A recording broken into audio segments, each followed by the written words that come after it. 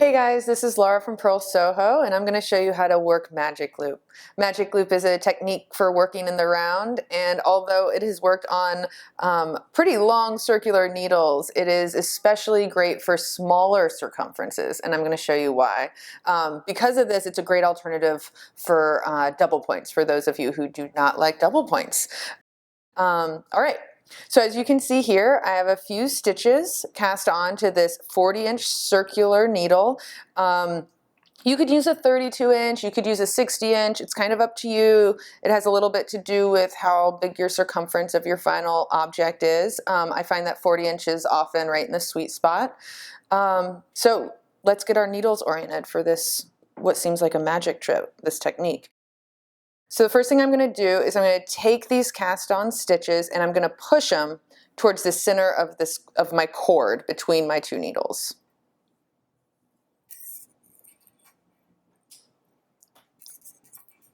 All right, now that they're somewhat at the center of my cord, the next thing I'm going to do is take my cord and fold it in half. When I fold it in half, I'm going to push this end towards my left, and I want to make sure my working yarn is coming off the back, is away from me. The other thing I want to make sure to check for is that no stitches are twisted. We always want to check that before joining in the round. And now that we've done all of those checks, I'm ready for my next step. What I want to do is divide these 30 stitches in half. And so that's 15. So 2, 4, 6, 2, 4, 6, 8, 10, 12, 14, 15. 15. So I'm going to grab the cord right here in the middle of my stitches, and I'm going to hold on to my stitches with my right hand. And with my left hand, I'm going to just pull this cord. Pull it, pull it, pull it. You're going to pull the cord until your stitches wind up on your needles. You might have to push a little too. Push and pull. There we go. So now I have half of my stitches on my back needle, half of my stitches on my front needle. They're not twisted, and my working yarn is coming off of the back needle. Next step is, with my right hand, I'm going to grab the tip of this back needle, and I'm going to pull it towards the right. Now I'm pulling it towards the right because I want to create enough slack in my cord here that I can turn the direction of my needle around and work across these stitches on the front needle.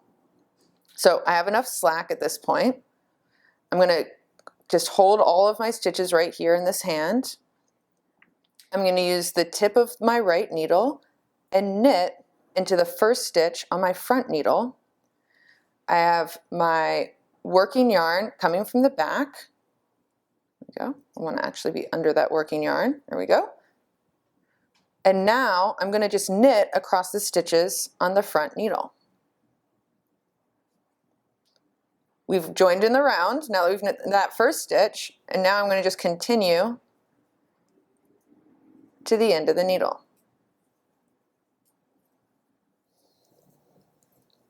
All right, I have worked across that first half of the stitches, and now it's time to reorient my needles. So what I want to do at this point is I'm going to pull the cord from the back set of stitches. I'm going to pull this cord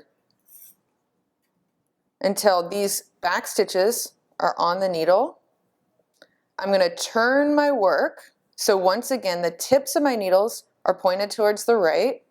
And here we are. It looks really similar to just a couple steps ago.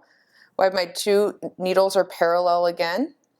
And once again, I'm going to use my right hand to pull the back needle out, create slack, turn my needle around, and then I'm ready to work across the second half of my stitches.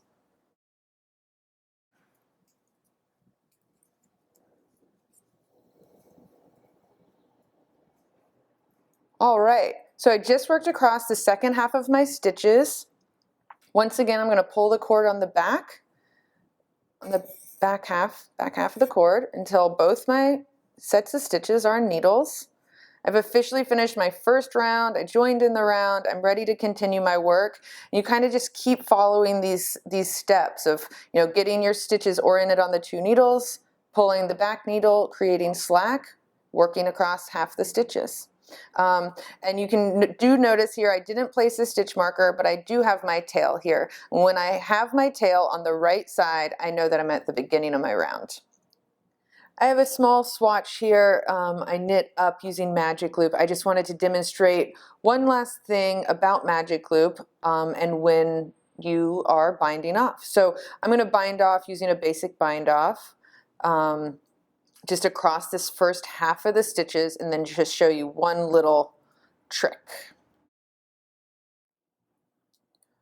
Okay, now as I near the end of this first half of my stitches and I bind off the second to last stitch, you can see I'm left with one loop left on my needle. So what I just wanted to point out really quickly was that in order to bind off across the second set of the stitches, you know, as I normally would with magic loop, I'm going to get these back stitches on this needle.